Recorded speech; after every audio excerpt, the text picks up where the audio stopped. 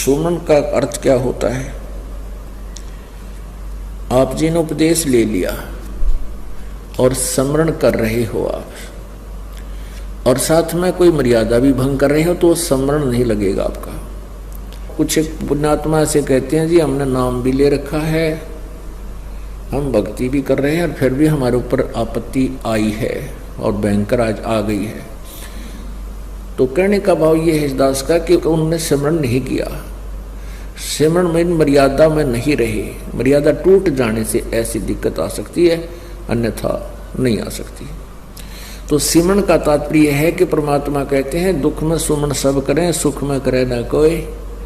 आप दुखी हो, आपको राहत मिली, सुखी हुए, कुछ दिनों के बाद आप इतने भूल जाते हो सत्संग के अभाव से, और फिर गलतियां प्रारंभ कर देते हो। लोक लाज में आके गुरुजी के द्वारा दिए गए आदेश की अवहेलना कर देते हो, उल्लंघन कर देते हो, मर्यादा तोड़ देते हो, तो काल का दाव लग जाता है। कुछ एक ऐसे भक्त हैं जिनके पिछले पुण्य अच्छे होते हैं और वो पुण्यों के कारण, पिछले पुण्य तो हैं ही, उन पुण्यों के कारण वो सुखी है।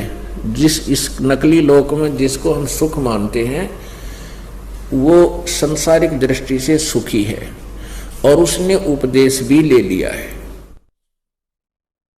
और एक ऐसा प्राणी है जिसके पूर्व जन्म के पुण्य गणे नहीं है, उस पर आपत्ति आ गई है। परमात्मा कबीर जी की शरण में यहाँ आ गया है, आने से उसने नाम लेने से लाभ शुरू हो गया है। तो कुछ दिनों के बाद उसको दुख आने बंद हो जाएंगे, क्योंकि पुण्य बढ़ जाएंगे, पाप समाप्त कर देता है परमात्मा। तो फिर वो कुछ दिनों में उस दूसरे भक्त को देखा देखी कि दूसरा भक्त है, वो भी नाम लिए हुए है और वो भी मर्यादा तोड़ देता है, जो गुरुजी ने आदेश दे रखा है उसका उल्लंघन कर देता है, और देखता है कि उस पर कोई आपत्ति अभी आ नहीं रही। उसको देखकर वो स्वयं भी विचलित होकर के कोई मर्यादा भंग कर देता है। तो ऐसे फिर आपत्तियां फिर प्रारंभ हो जाती है। जिस व्यक्ति ने उपदेश भी ले रखा है और नाम भी खंडित कर दिया, तो उस पर अब मंत्र उसका है नहीं उसके पास। इस नाम की कमाई बिल्कुल नहीं है। जिसने बीड़ी पी ली, शराब पी ली, मांस खा लिया, या कोई आन उपासना कर ली, या लोक लाज में आके परमात्मा वाले नियम से वो वंचित हो गया, तो उसकी भक्ति नहीं चल रही, उसके पिछले पुण्य चल रही है। और वो सत्संग में भी आ जाता है, नहीं भी आता है, बीड़ी भी पीता है, एक आदमी में गुट्टी भी ला लेता है, और वो फिर भी कहता मैं संत रामपाल का शिष्य हूं। वो कह रहा है पर वो दास का शिष्य नहीं है। हाँ, उसके साथ क्या बनेगी? फिर एक ही दम इतनी आपत्ति आवेगी जब उसके पुण्य समाप्त हो जाएंगे, वो बक्कल उतरेगा। और फिर वो व्यक्ति आकर के कहेगा कि मैंने तो नाम ले रखा था जी, हमारे घर पे भी ऐसी आपत्ति आएगी।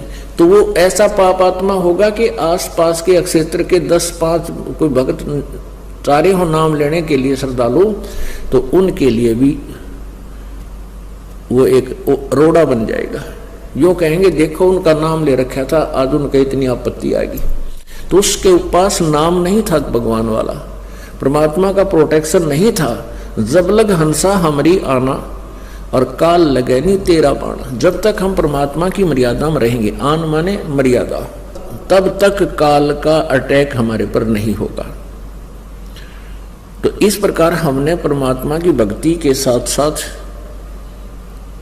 मर्यादा की भी आवश्यकता पड़ती है। जैसे हमने खेत में बीज दिया, समार भी दिया, बीज भी डाल दिया, डोल बनाई नहीं, उसकी डोली नहीं बनाई, उसके चारों तरफ मेड़ नहीं बनाई, डोला नहीं बनाया, तो पानी डालेंगे वो भी इधर उधर बिखर जाएगा, खाद डालेंगे वो भी इधर उधर बिखर जाएगा, तो फसल नहीं तैयार होगी। तो मर्यादा एक डोल बनेगी, और ये अति आवश्यक है।